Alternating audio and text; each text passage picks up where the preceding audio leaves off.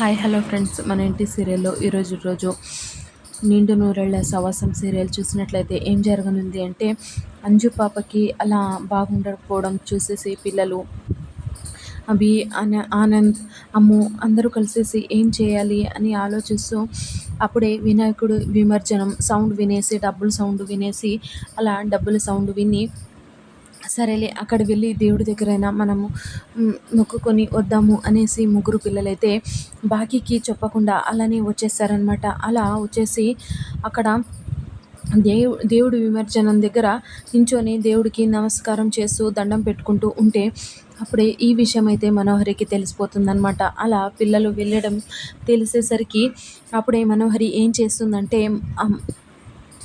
రణ్వీర్కి call చేస్తుందనమాట. రణ్వీర్కి call చేసేసి ఏమంటుంది అంటే, పిల్లలు ముగ్గురు ఇప్పుడే దేవుడి విమర్శనం దగ్గరికి వెళ్ళారు కాబట్టి నువ్వు ఏం చేసావో నాకు తెలీదు, నువ్వు వెళ్ళేసి ఆ పిల్లల్ని ముగ్గురిని చంపేయాలి.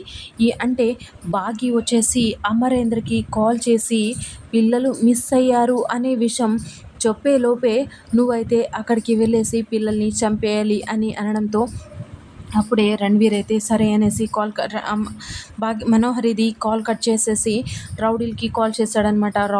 రౌడీలకి కాల్ చేసేసి అక్కడ పిల్లలు ముగ్గురు అలా దేవుడి విమర్శనం దగ్గరికి వెళ్ళారు కాబట్టి మీరు ఏం చేస్తారో తెలియదు, అక్కడికి వెళ్ళేసి ఆ గుంపులోనే అంటే జనంలోనే మీరు ఆ పిల్లల్ని ముగ్గురిని చంపేయండి అనేసి చెప్పడంతో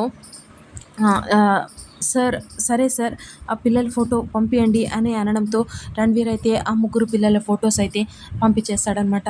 అలా ఆ ఫోటోని తీసేసుకొని వాళ్ళైతే అక్కడ దేవుడి విమర్శనం దగ్గరికి వెళ్ళేస్తారనమాట. పిల్లలు అక్కడ దేవుడి దగ్గర దండం పెట్టుకొని అక్కడి నుంచి వెళ్ళిపోతూ ఉంటారనమాట.